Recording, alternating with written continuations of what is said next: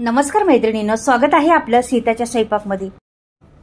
तर मैत्रिणींनो, तुम्हाला दाखवणार आहे मी आज कांद्यांपासून रेसिपी। इथे छोटे छोटे कांदे असतात बघा, चिरायला पण कंटाळा येतो। मग त्याचं काय करायचं? आणि भाजीला आपल्याकडे टेन्शन असतं, काय नसतं घरामध्ये, कधी कधी भाजीलाच काय करा सुचत नाही। मग ते हे कांदे घ्यायचे छोटे छोटे, हे चिरायला बी भरपूर प्रॉब्लेम करतात, छोटे छोटे चिरता येत नाही। हे छोटे छोटे कांदे घेते आता मी, माझ्याकडे साठवलेले आहे, त्यातले छोटे छोटे राहिलेले आहेत, आता त्यात ते काढून घेते मी आणि दाखवतो तुम्हाला। तर ही कांदे घेतलेले आहेत। आता हे कांद्यांची आपल्याला साल बाहेर काढायची, त्याची स्वच्छ करायचे कांदे, त्यांची बाहेरची साल आहे ती संपूर्ण काढून घ्यायची। आणि नंतर मग आपल्याला दाखवते मी कशी साल काढायची, काय करायचं ते संपूर्ण दाखवते। हे बघा, अशा पद्धतीने साल काढायची, वरची साल काढायची। आणि काळं पण असतं कधी कधी ते कांद्यांना, ते पण बाजूला करायचं। आणि ते धुवून घ्यायचे कांदे, आता मी पाण्यातच टाकणार आहे।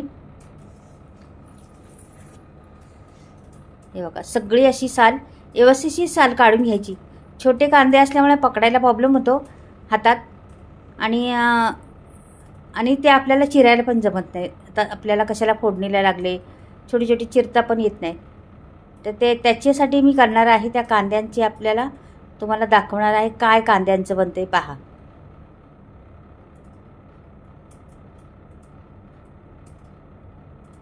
हे बघा, असे साल काढलेले आहे।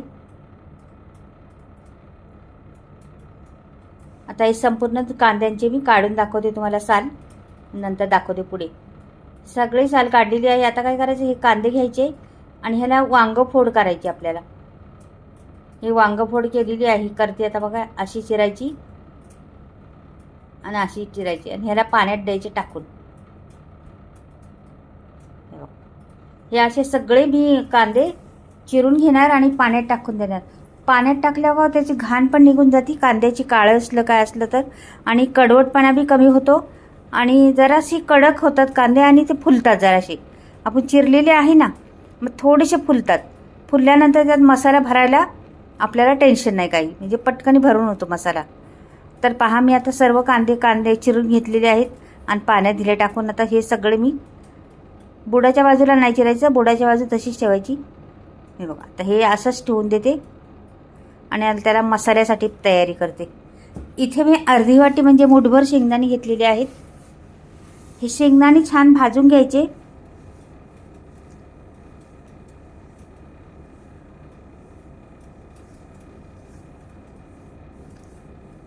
खरपूस भाजल्यानंतर दुसरी प्रोसेस, हे बघा, आता खोबरं घेतलेले आहे थोडंसं, ते पण मुठभर म्हटलं तरी चालेल।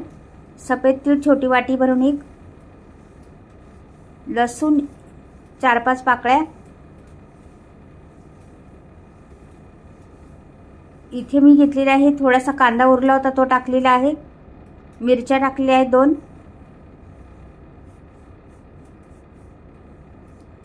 आता याला छान भाजून घ्यायचे आपल्याला, खरपूस भाजलं पाहिजे।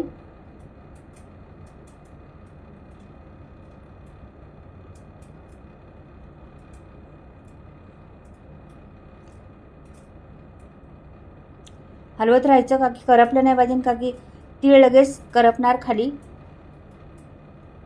म्हणून सारखं हलवत राहायचं। आता टाकते भरपूर सारी कोथिंबीर, देठांची कोथिंबीर टाकलेली आहे।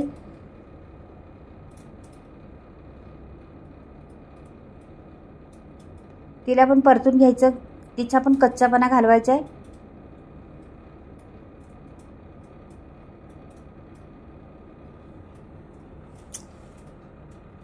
बऱ्यापैकी बघा परतलेला आहे। आता कढीपत्ता आहे माझ्याकडे, तो टाकते।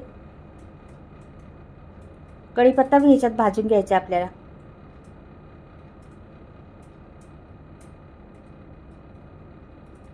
हे पहा, कढीपत्त्याच्या 2 पाकळ्या टाकलेल्या आहेत, फांद्र्याच्या, आणि हे सगळं परतून घ्यायचं आणि थंड झाल्यानंतर वाटायचं। तसंच वाटायचं नाही, थंड झालं तरच वाटायचं। आता हे बंद केलेलं आहे, थंड झाले मी वाटून पण घेते। ह्याच्यात ग्राइंडरमध्ये वाटणार आहे, का की आपल्याला बारीक नाही करायचं जास्त मसाला, थोडा जाडसरच ठेवायचा आहे। सर्वच टाकले आता। तर पहिलं मी थोडंसं याला फिरून घेणार आहे।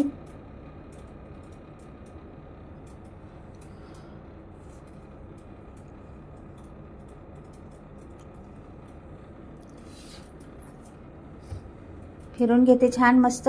जरासं मला वाटतं वरती राहणार आहे वरती, तर ते मी काढते जरा आणि फिरून परत ते वर खाली करून घेते. नंतर हे पहा,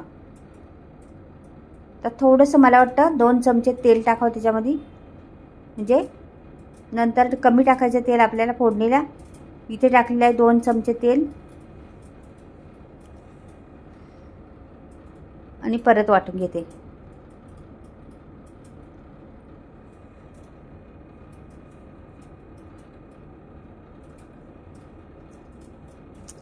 हे वाटलेलं आहे. आता झाले आपलं. दाखवते खोलून तुम्हाला. हे बघा अशा पद्धतीने वाटलं आहे. आता ह्याला बाजूला ठेवते मी जरा आणि पुढची प्रोसेस करायला घेते. तर हे बाजूला ठेवलेलं आहे आणि हे ताटात काढून घ्यायचं आता मसाला आपल्याला.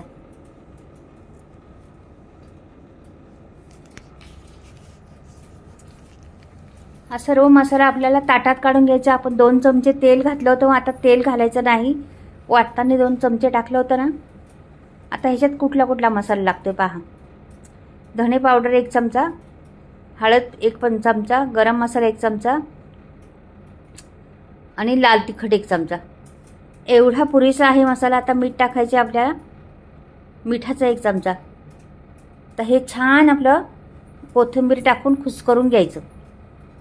भरपूर सारी कोथिंबीर टाकले, स्वाद छान येतो कोथिंबीरीने, म्हणून कोथिंबीर घालायचीच.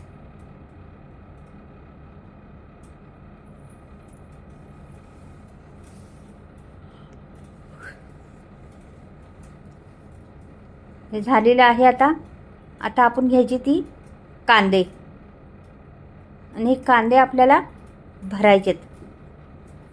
असे बघा फुललेत. आता पाण्यात टाकल्यामुळे जरा पाकळ्या सुट्ट्या झालेल्या आहेत, त्या भरायच्या त्याच्यामध्ये.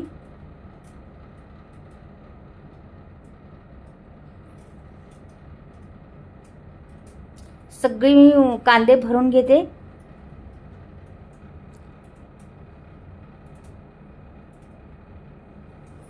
हे पहा सर्व मी कांदे भरून घेतलेले आहेत. आता बऱ्यापैकी 1-2 राहिलेत. आता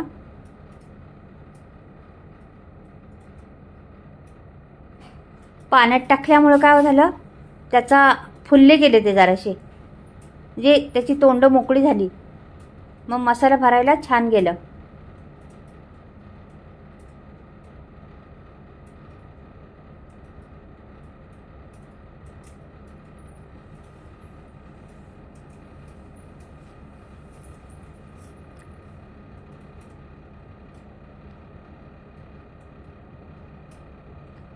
इथे मी आता चमचाभरच तेल टाकलेलं आहे, का की पहिला आपण तिकडे मसाल्यात 2 चमचे तेल टाकलं होतं.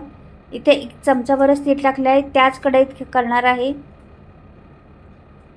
सर्व भाजून घेतलं ना, त्याच कढईत ठेवते. आता मोहरी टाकली, मोहरीला फुलून द्यायचे छान.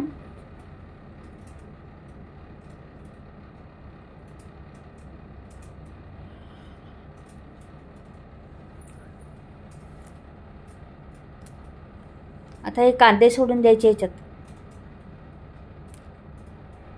मसाला न घालता जरा परतून घ्यायचे आपल्याला. एक एक करून सर्व कांदे मी सोडून दिलेले आहेत कढईमध्ये. छान परतून घ्यायचं, उलट्या पालट्या करायचं कांद्यांना छान असं, आणि तो मसाला आहे उरलेला तो पण सोडून द्यायचा त्याच्यामध्ये. तर जरा पलटी करते, इकडून तिकडे फिरवते जरासे कांद्यांना. हे कांदे आधीच मी पाणी घालायच्या आधीच 2 मिनटं मी वाफ घ्यायला घेणार आहे. त्याला जवळजवळ 40% शिजून घेणार आहे आधीच. कांदे शिजायला वेळ लागत नाही, पटकन कांदे शिजले जातात. आणि कांद्याची ही रेसिपी नसन केली कधी तर नक्कीच करून पहा, खूप टेस्टी लागते. घरात सर्वांनाच आवडणार ही रेसिपी, आणि लहान मुलांपासून मोठी आवडीने खातील, बोटं चाकत राहतील.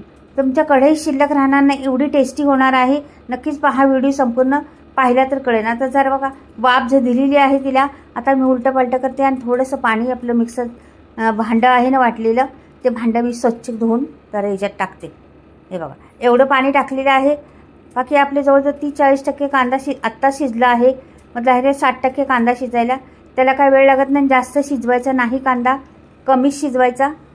त्याने चव येते, क्रंची लागला पाहिजे जरासा. थोडासा कुरकुरीत पण लागला पाहिजे खाताना कांदा.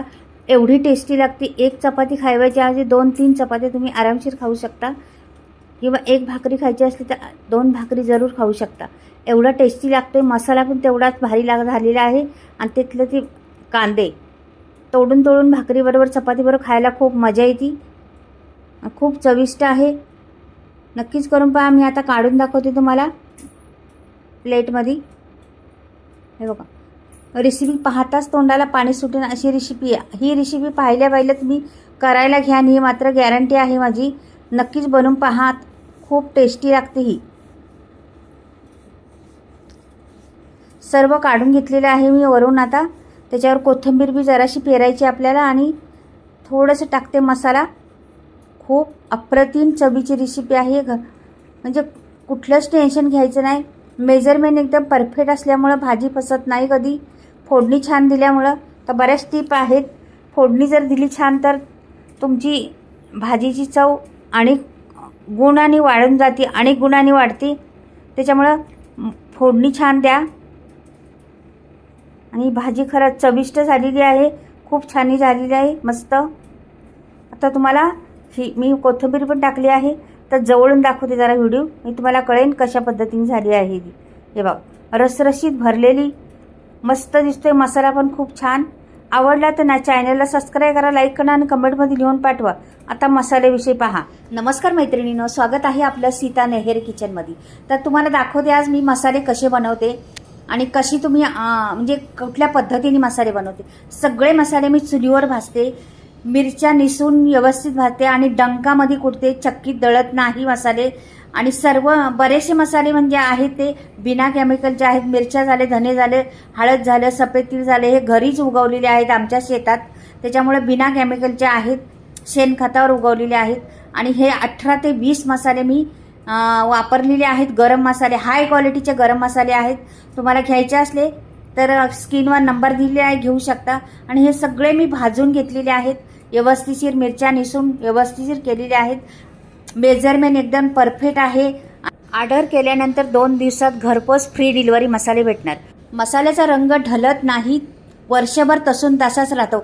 मसाला घ्यायचा असला तर स्क्रीनवर नंबर दिलेला आहे. मसाले एकदा घेऊन पहा. आणि ही कांद्याची भाजी कशी झाली नक्कीच कळवा मला मैत्रिणींनो. बाय.